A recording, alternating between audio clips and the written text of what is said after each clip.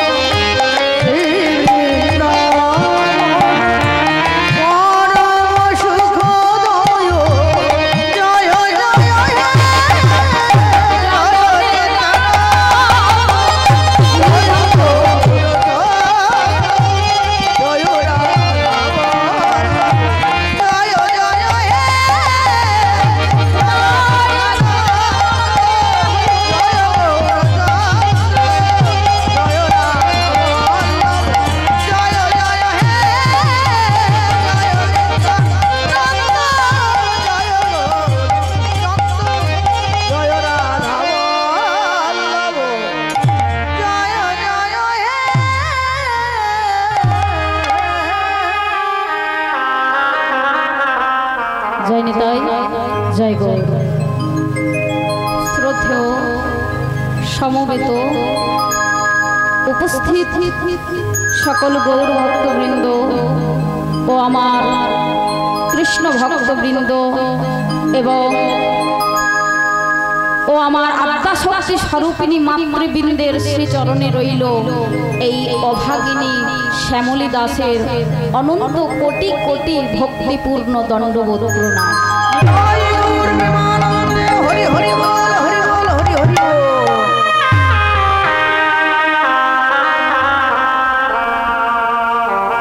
তাৎপরে জানাবো আমার শিক্ষাগুরু এবং দীক্ষাগুরুগণ।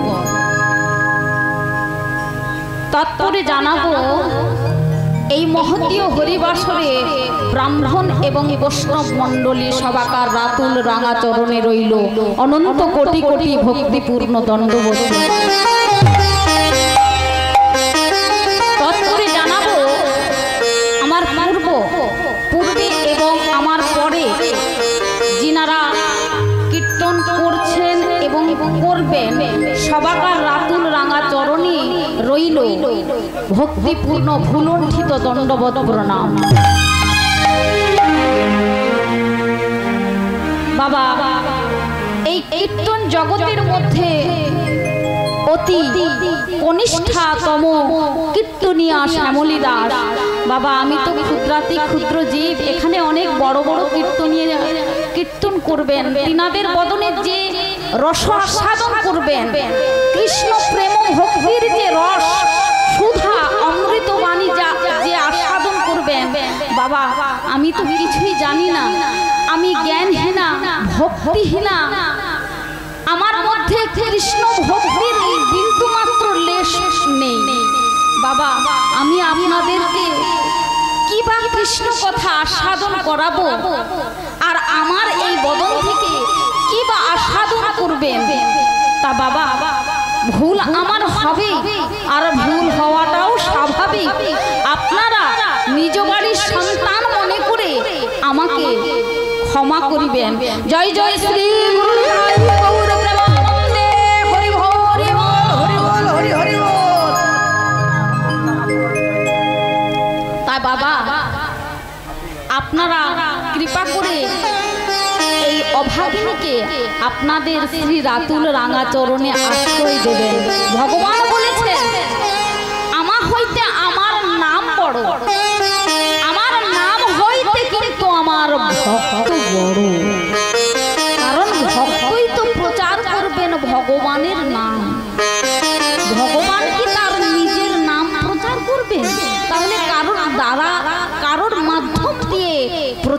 করবে। ভক্তই আমার অলংকার অঙ্গেরই ভূষণ, আর ভক্তই নাম রেখেছেন আমার কৃষ্ণ প্রেমোদয়।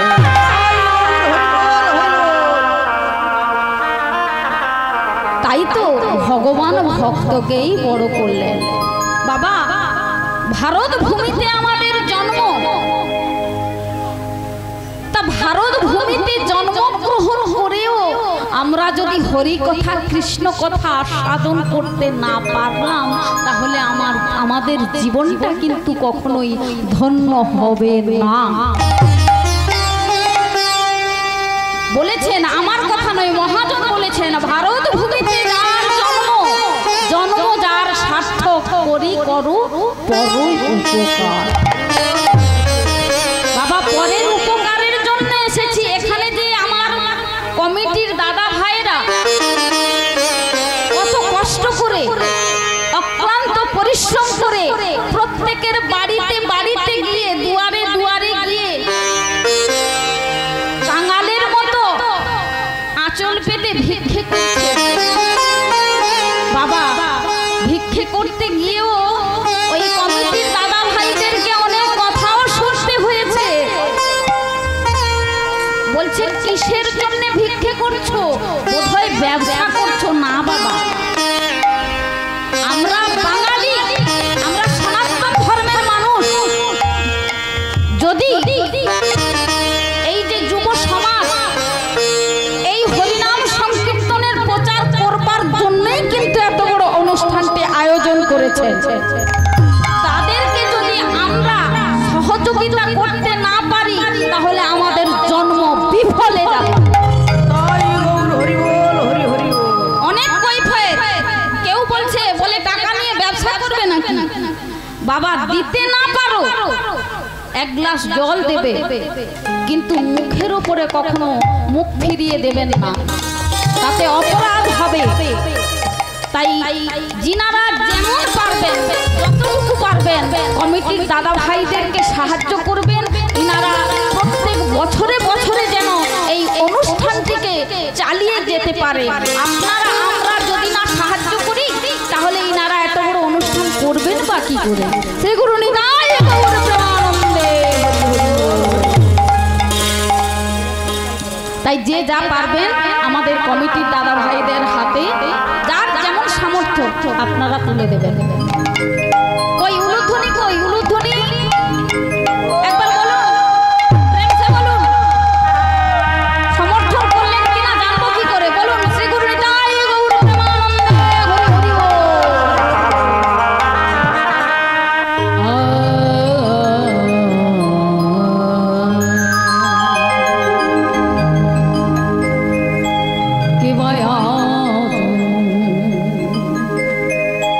রে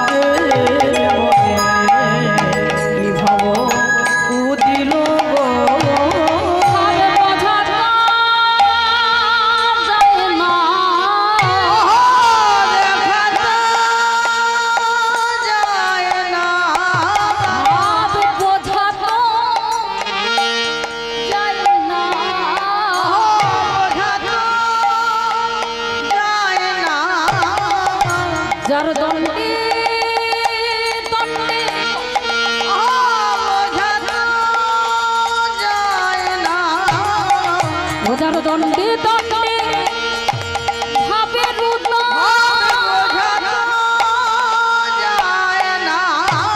যার দণ্ডে দণ্ডে ভাবে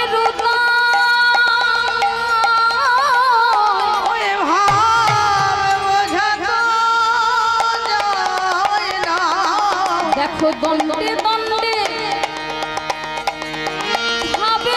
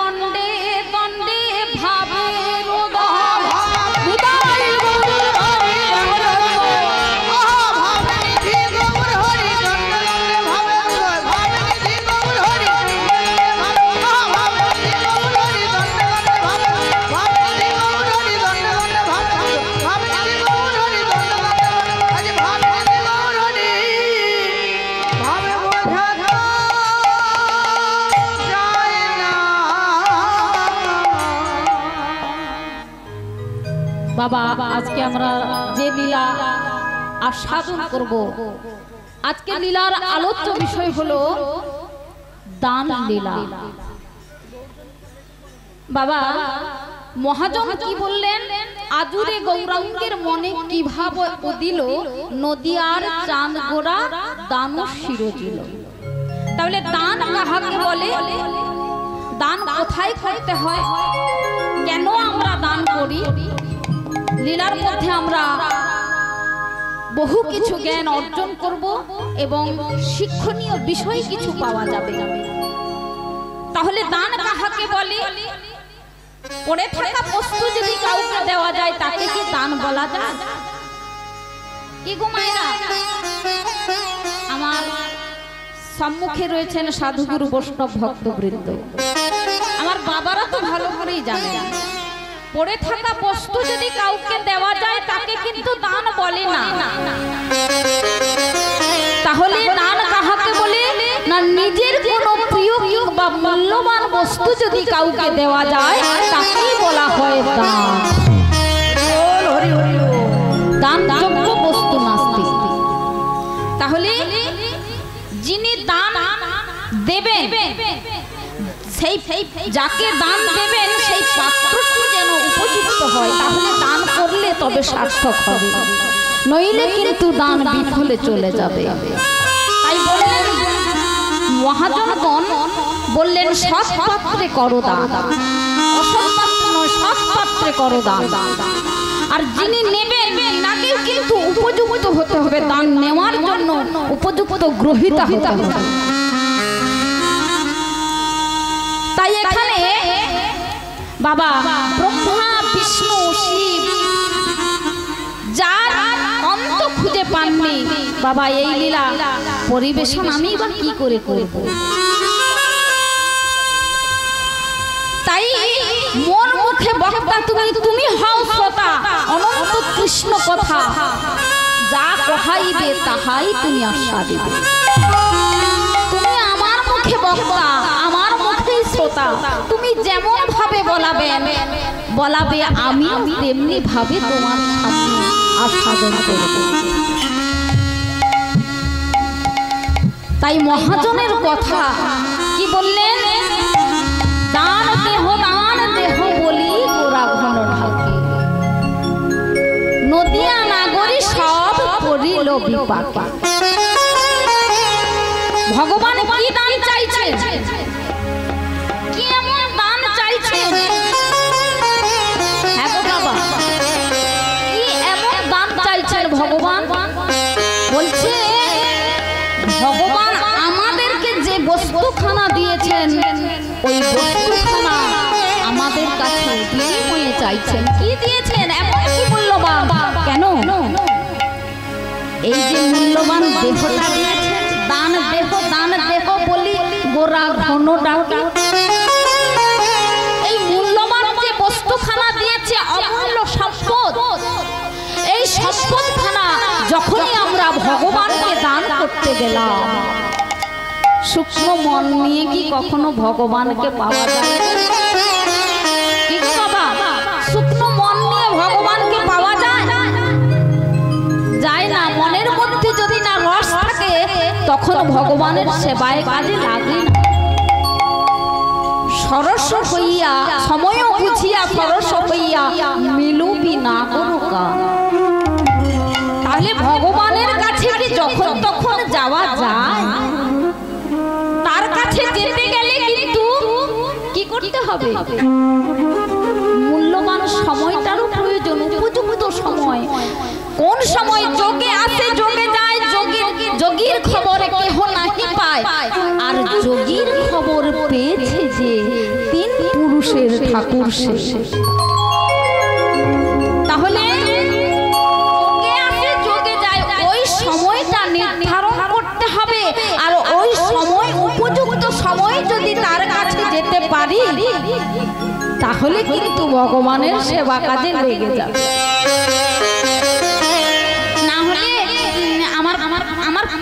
গ্রামের মধ্যে একজন পাড়ার একজন দিদি ভাই, তার খুব বয়স হয়ে গেছে। তাকে বললাম, দেখো তোমার তো বয়স হয়ে গেছে দিদি, তুমি একটু এই বয়সের নাম করো না, সময় তো শেষ হয়ে গেছে। বলে বাবা কি নাম করব, এখনো আমার সময় বাকি আছে। তার দাঁত পড়ে গেছে, চোখে ভালো দেখতে পায় না, কানে ভালো শুনতে পায় না। হ্যাঁ গো, এই সময় কি ভগবানের সেবা কাজে লাগা যায়? বার্ধক্যে সাধিলে প্রেম জমের তরাতে। বলে একটু বয়স হোক, আর একটু বয়সটা গড়িয়ে যা, তারপরে তো ভগবানকে ডাকবো। ভগবানকে ডাকছো কিসের জন্যে? একটু ভালো করে পারাপার হওয়ার জন্যে জমকে ডাকছো, ভগবানকে ডাকছো। রাধে রাধে। তাহলে সময় মতো তার কাছে গেলেই তবে কিন্তু তাকে পাওয়া যাবে, নইলে পাওয়া যাবে। তাই ভগবান আমার গৌর সুন্দর, নবদ্বীপ চন্দ্র গৌর সুন্দর দুটি বাহু প্রসার করে দাঁড়িয়ে আছে। আর ওদিকে নদিয়া নাগরী দুজন মেয়ে সুরধ্বনিতে জল আনতে যাচ্ছে। আর জল আনতে গিয়ে এখন নদিয়ার গান গৌর সুন্দর দুটি বাহু প্রসার করে যখন দাঁড়িয়ে আছেন, অপর দিক থেকে কে ডাকছে গো? এক নাগরী আরেক নাগরীকে ডেকে বলছে, সই এই সই, শোন শোন শোন। হ্যাঁ রে, কি হয়েছে? তুই আমায় ডাকছিস? জানিস সই, ওই দেখ সচির নন্দন গৌর হরি কেমন সুন্দর দুটি বাহু প্রসার করে দাঁড়িয়ে আছে। বাহু প্রসার করে দাঁড়িয়ে আছে? বলে হ্যাঁ, দুটি বাহু কেমন প্রসার করে দাঁড়িয়ে আছে, মনে হয় আমাদের কাছে কি চাইছে।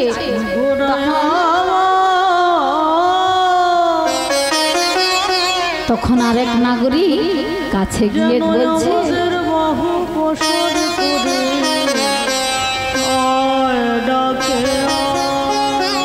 এমন সময় ডাকছে গো। কাকে ডাকছে? নবদ্বীপ চন্দ্র গৌর সুন্দরকে ডেকে বলছে, ও ঠাকুর।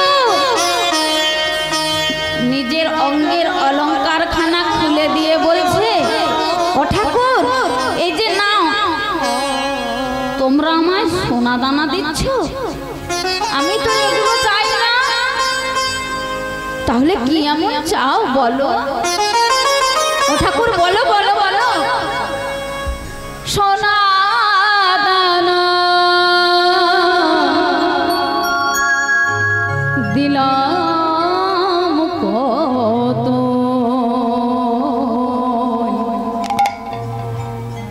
কিছুই নিলে না। সোনা দানা দিলাম কত,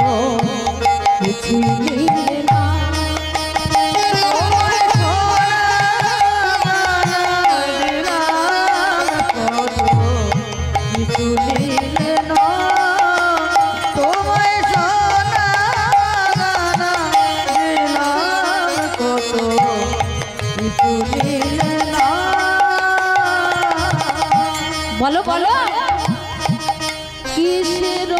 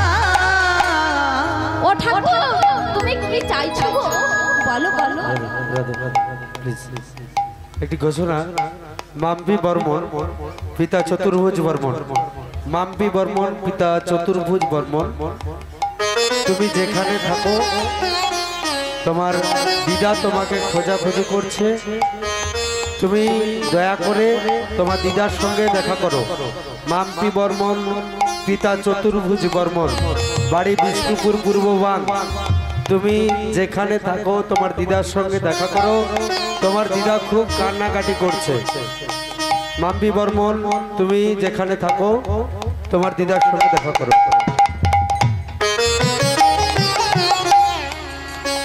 ও ঠাকুর তুমি কি চাইছো গো বলো না আমার কাছে কি চাইছো সোনা দানা কত কিছু দিলাম কিছুই তো দিলে না তখন মহাজন বলে ঠাকুর ওগুলো যায় না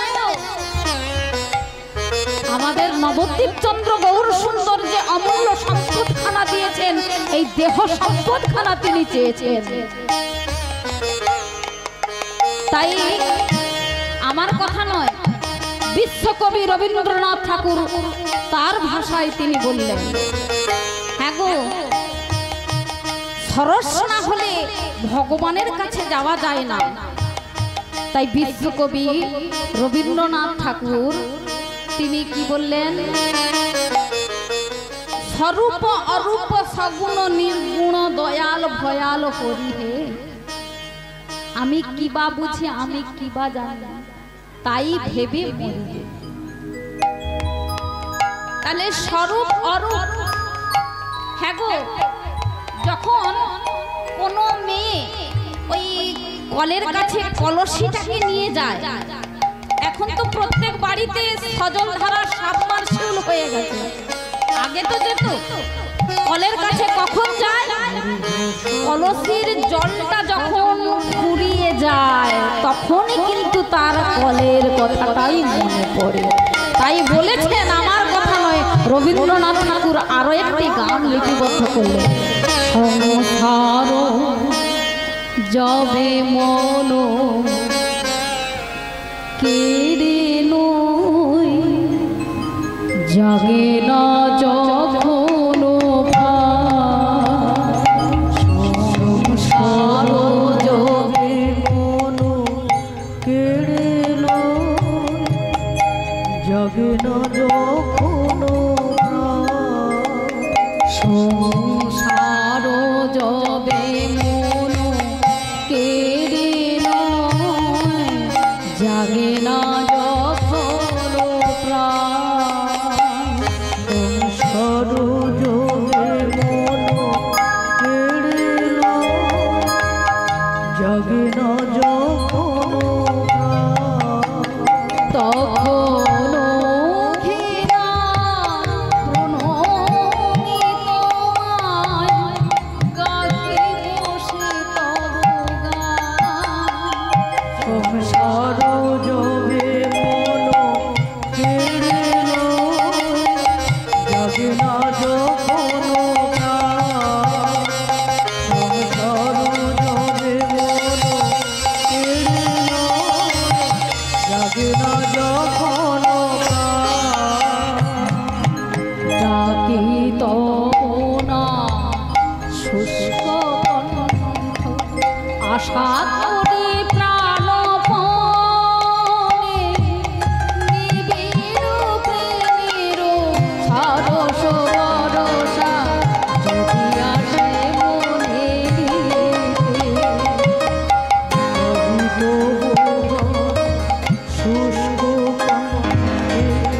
আশা করি প্রাণপণে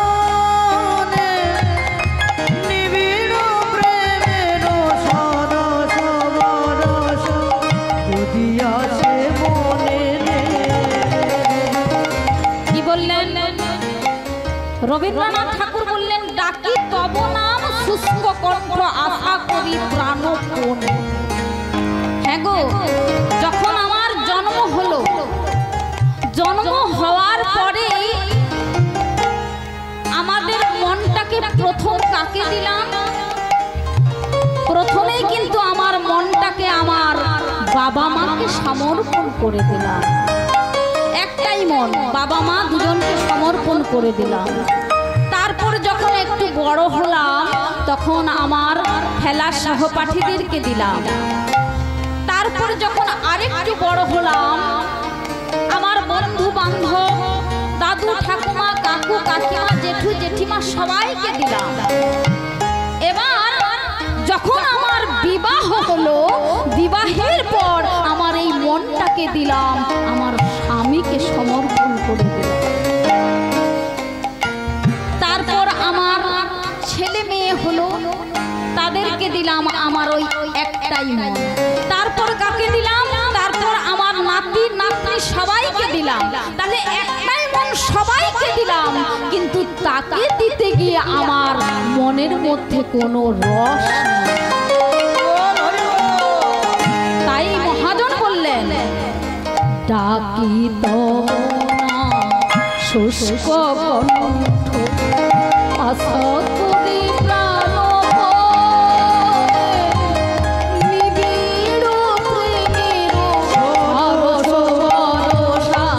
যদি আসে মনে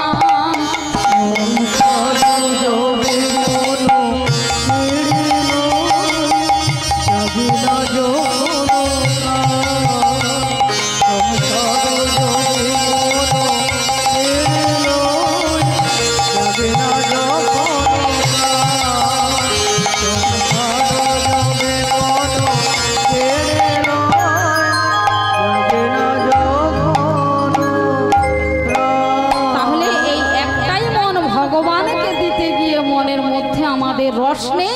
এই শুকনো মন নিয়ে কেমন করে হে গৌর সুন্দর আমি তোমার কাছে যাব? আমি কি যেতে পারবো তোমার কাছে? তাই শ্রীমন মহাপ্রভু মূল্যবান একখানি শ্লোক লিপিবদ্ধ করলেন, চেত দর্পণ মার্জন ভব মহাদাবাগ্নি নির্বাপণম শ্রী গৈরব চন্দ্রিকা বিদ্যা বধূ বিতরণ। তাহলে চেত দর্পণ মার্জন, চিত্তরূপ দর্পণটাকে মার্জন করার কথা বলা হয়েছে এখানে। চিত্তরূপ, চিত্ত কথার অর্থ হলো মন, আরেকটি বুদ্ধি, আরেকটি অহংকার। ওই বুদ্ধির মধ্যে অহংকার এসে যাচ্ছে। তাহলে চিত্তরূপ দর্পণটাকে মার্জন মানে পরিষ্কার করবার কথা বলেছে। আর আমার মধ্যে যে আমি অহংকার, অহং শব্দটা এসেছে কোথা থেকে? আমি তো শব্দ থেকে অহং শব্দটি এসেছে। আমি কে? কে আমি? এটা আমার, ওটা আমার, আমি বলছি। তাহলে আমি কথাটার অর্থই হলো অহংকার।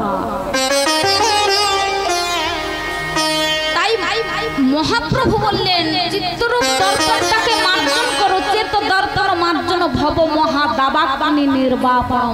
তাহলে ভব দাবাগ্নিটি কোনটি? আদি দৈবিক, আধ্যাত্মিক, আদি ভৌতিক। এইটি হলো ভব মহা দাবাগ্নি। দাও দাও দাও চলছে।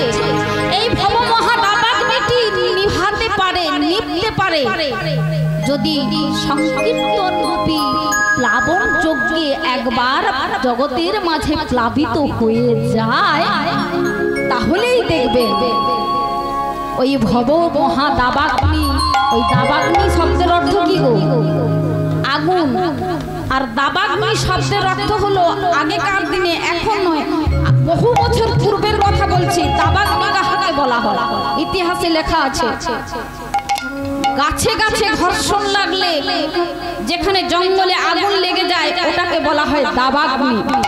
পাথরে পাথরে ঘর্ষণ লাগলে সেটাকেও বলা, যার দ্বারা আগুন লেগে যায় সেটাকেও বলে দাবাগ্নি।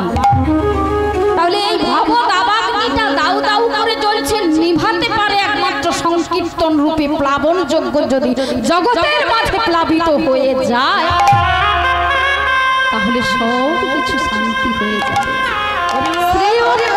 চন্দ্রিকা, কৈরব কথার অর্থ কি? শালুক ফুল। শালুক ফুল কখন ফোটে গো? কি গো মায়েরা বলুন না? রাতের বেলা, রাত্রি বেলায় শালুক ফুল ফোটে। কৈরব শব্দের অর্থ হলো শালুক ফুল।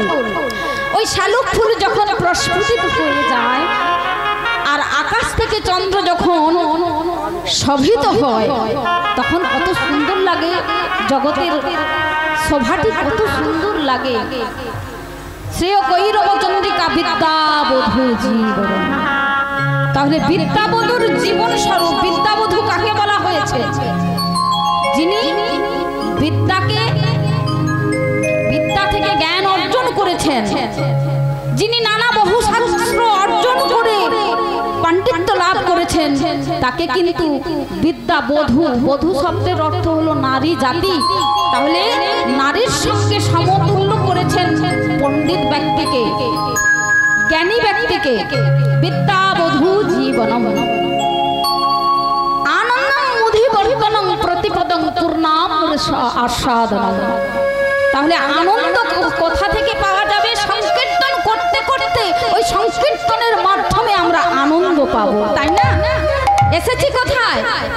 এখন আমরা এই জায়গাটি হলো নোনা মাধব চক, কিন্তু আজকে আমরা এসেছি নবদ্বীপ ধামে।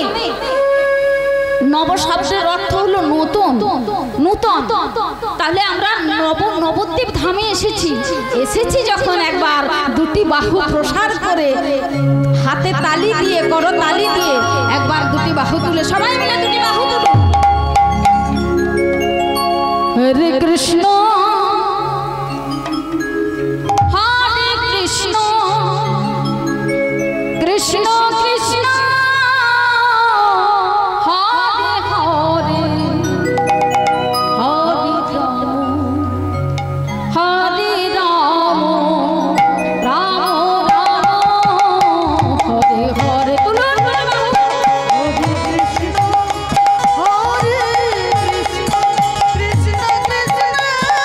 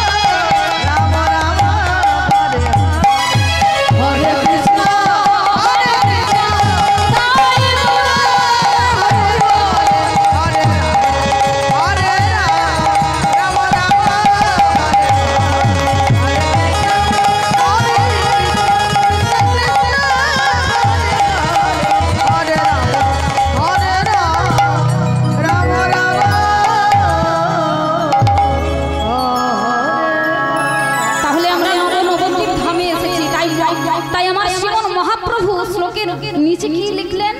শ্রীকৃষ্ণ সংকীর্তন বিজয়তে। কৃষ্ণ সংকীর্তন ছাড়া কলিযুগে কোনো গতি নাই, গতি নাই, গতি নাই। তাই আজ মহাজন আমার গৌর সুন্দর দুটি বাহু প্রসার করে আছেন, আর এদিকে নদিয়া নাগরীর রূপ দর্শন করে মহাজন লীলার এক পাশে দাঁড়িয়ে কি বললেন গো? মহাজন লীলার এক পাশে দাঁড়িয়ে বলছেন, কৃষ্ণ অবতারে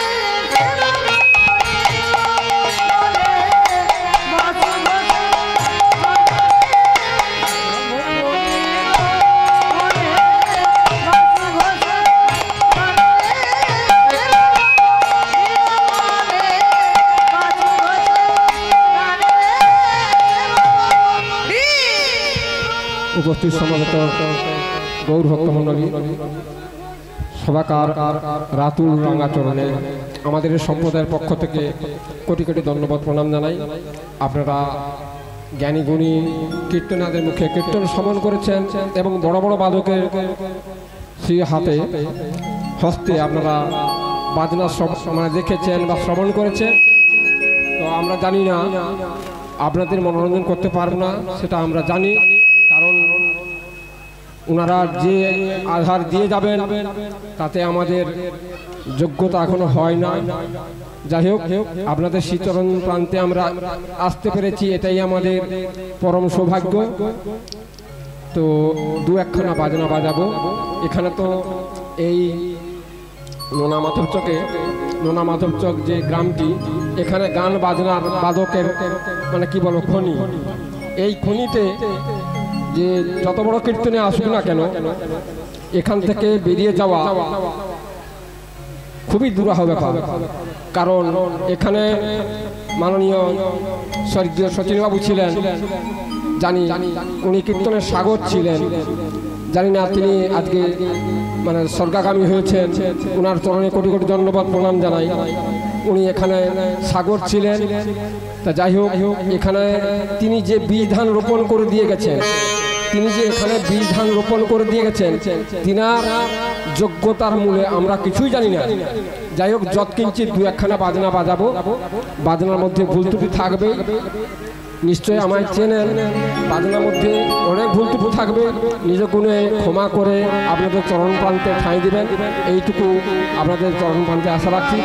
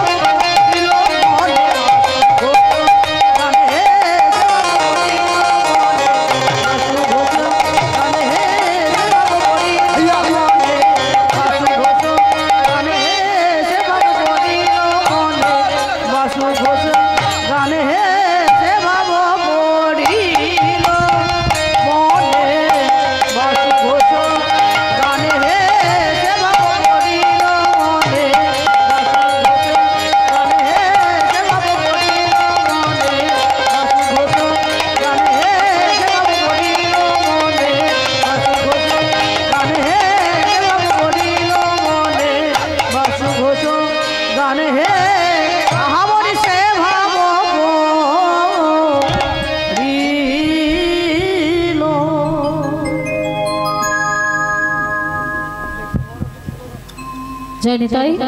এতক্ষণ আমরা ছিলাম নবনবদ্বীপ ধামে, এবার আমরা মধুময় শ্রী বৃন্দাবনে যাব। আজকের আলোচ্য বিষয় হলো ভগবান শ্রীকৃষ্ণের দান লীলা। তা আমরা বৃন্দাবনে যাব যে কি বলে যাব, রাধা নাম করতে করতে যাব, কিন্তু আজকে আমরা সেই ভক্ত মীরাবাইয়ের একখানি সুন্দর ভজন গান আস্বাদন করতে করতে আমরা বৃন্দাবনে প্রবেশ করব।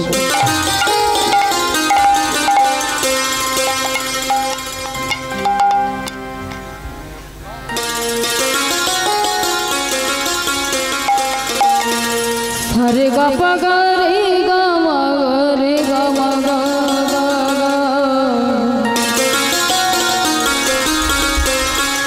সারে গা রে গারে সাগরে সারে রে বাবা পাগরে মাগরে সারে দিশা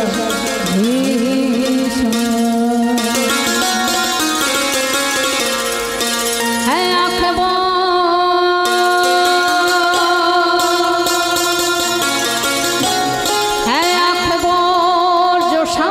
दर्शन किया करे है सिर जो प्रभु चरण में बंधन किया करे बेकार मुख है जो रहे बर्थु बातों में मुख वो है जो हरिनाम सिमरन किया करे कीरे मोती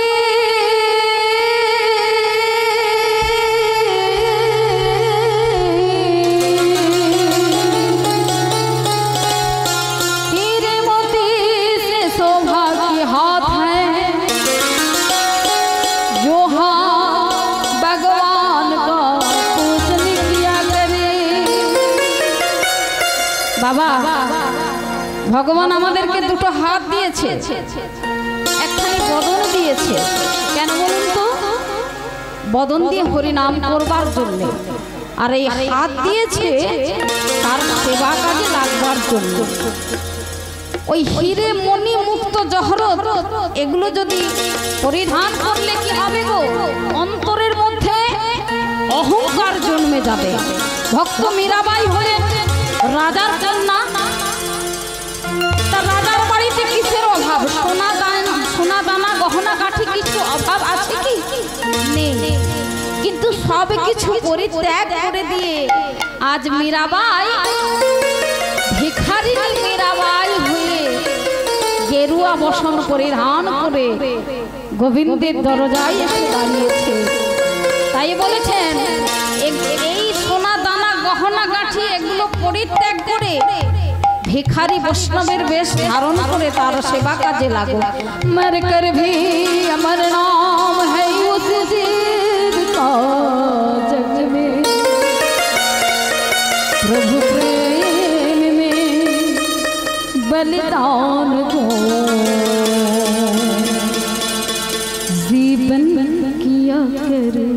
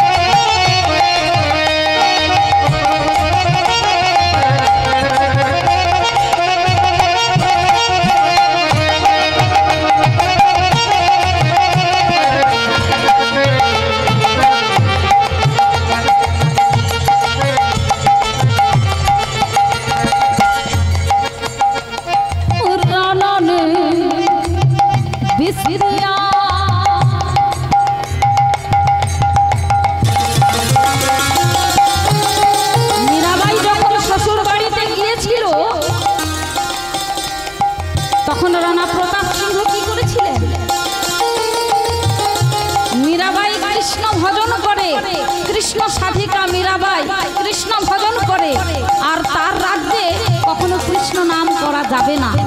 এই জন্য মীরাবাইকে কি করলেন, তাকে বিষের পাত্র দিয়েছিলেন, ওই বিষ পান করবার জন্য দিয়েছিলেন। মীরাবাই তো কৃষ্ণ প্রেমে আত্মহারা, তাই ভগবান শ্রী গোপালকে স্মরণ করে তিনি যখনই সেবা করতে যাবেন, দেখুন অন্তর্যামী ভগবান ভক্তের মনোবাসনাকে তো পূর্ণ করতে হবে, কারণ ভক্তকে যদি না জগতের মাঝে রাখা যায় তাহলে ভগবানের নাম কেই বা প্রচার করবে। সেই বিশেষ পাত্রকে আমার গিরিধারী লাল নিজেই কিন্তু কি করলেন, অমৃতের ভাণ্ড দ্বীপ করে দিলেন। আর সেই অমৃতের ভাণ্ড গিরিধারী লালকে স্মরণ করে মীরাবাই পান করলেন। তাই মহাজন কি বললেন, রানানি বিসলিয়া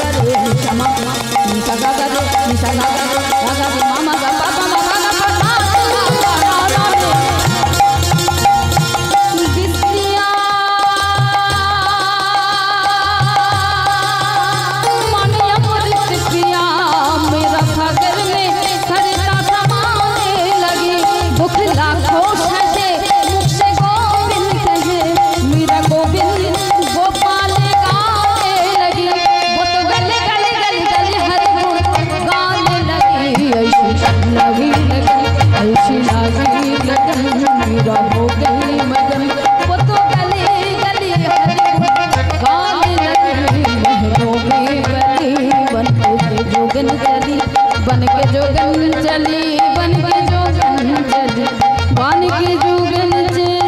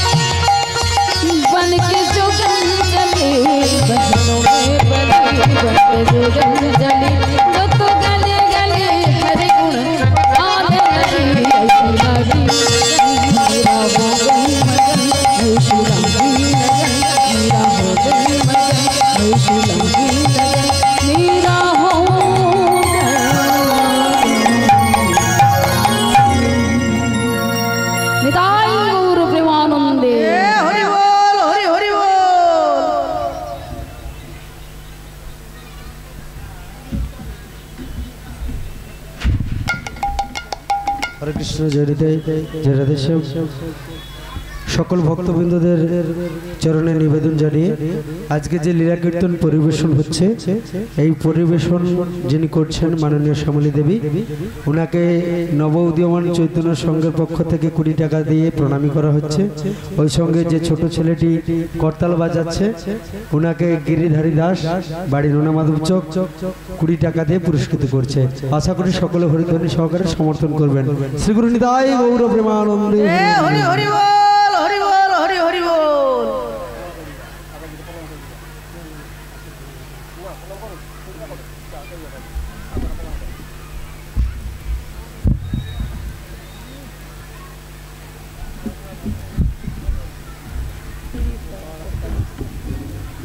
জয়নিতাই, এটি পুরস্কার নয়, এটি হলো আমার কাছে একটি মূল্যবান উপহার।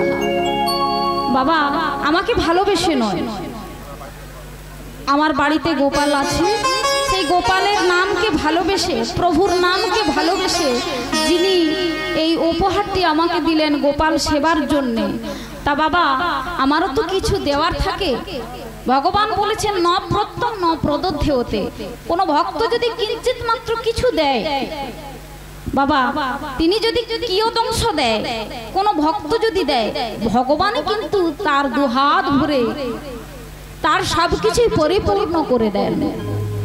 তা বাবা, আমার তো দেওয়ার কিছু নেই, আমিও ভগবানের চরণে জানিয়ে রাখি ওনার যেন কৃষ্ণ পদে মতি হয়, অন্তিম কালে এমনি ভাবে কৃষ্ণ ভজনের মধ্য দিয়ে যেন দিন কাটাতে পারে। শ্রী গুরু বিদায় গৌর প্রেমানন্দে। তাই আজকে আমরা মধুময় শ্রী বৃন্দাবনে শ্রীমতী রাধারানী কি করছেন? রন্ধনশালায় বসে বসে রন্ধন করছেন। আর আমার প্রাণ গোবিন্দ নবলক্ষ ধেনুকে সঙ্গে করে নিয়ে 12 জন রাখালদেরকে সঙ্গে করে নিয়ে কোথায় যাচ্ছেন? গোষ্ঠ মাঝে যাচ্ছেন। কোন দিক দিয়ে যাচ্ছেন? না, যাচ্ছেন যাবতের পথ দিয়ে, যেখানে আমার জটিলার অট্টালিকা, ওই অট্টালিকার পাশ দিয়ে চলে যাচ্ছেন। আর রাধারানী যে রন্ধনশালায় বসে আছেন, রন্ধনশালা থেকে বধূর নয়নে নয়নে দর্শন হলো। আর কি মন স্থির থাকে গো? আর যে মন স্থির থাকে না। তাই আজকে কি করলেন? অস্থির হয়ে উঠেছেন শ্রীমতী রাধা ঠাকুরানী। বধূ গোষ্ঠে যাচ্ছেন, বধূর ভাব দর্শন করে লীলার এক পাশে একজন ভক্ত, তিনি বাবা হিন্দু নয়, মুসলমান কবি। সেই পদকর্তার নাম হলো নাসির মামুদ। বধূ গোষ্ঠে গেলেন, গোষ্ঠে গিয়ে খেলা করছেন। আর মহাজন লীলার এক পাশে দাঁড়িয়ে কি বললেন গো? কিবা খেলো তো খেলো তো খেলো তো খেলো তো খেলো তোরা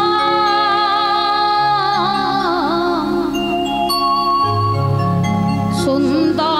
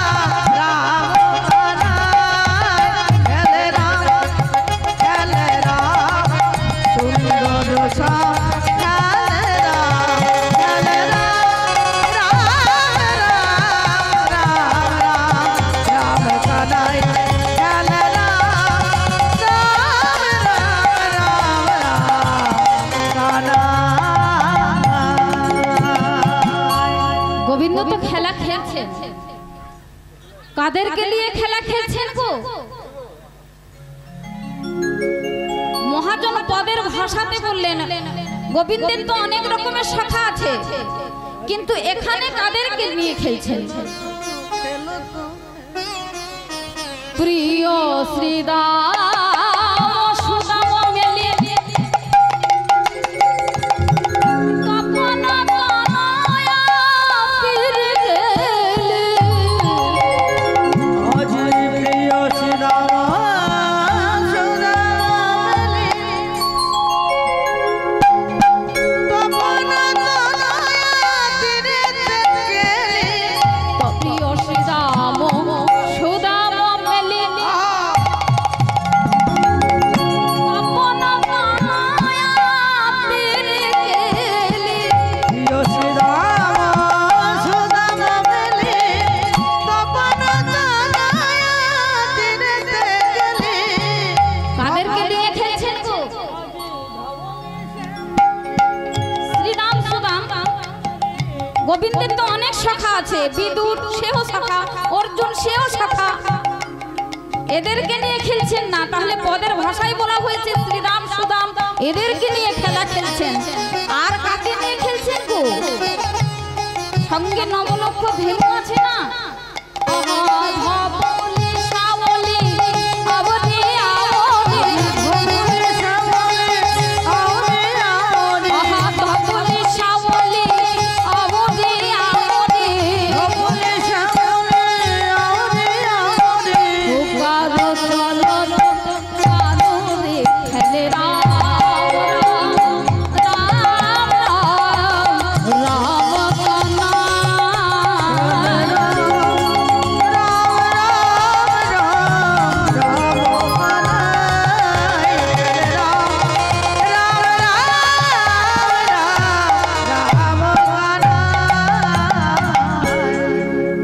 এদেরকে নিয়ে খেলছেন। মহাজন যিনি তার ভাষায় পদ লিখছেন, কি লিখেছেন গো? আগমনি গম বেদসা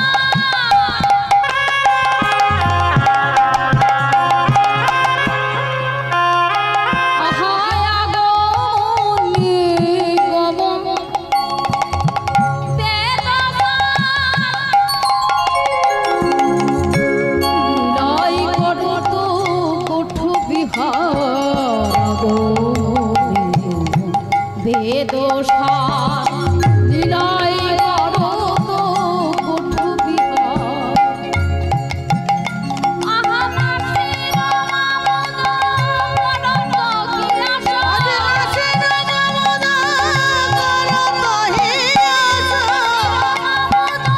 মনন্দ কি আশা। চরণ শরণ দাস রে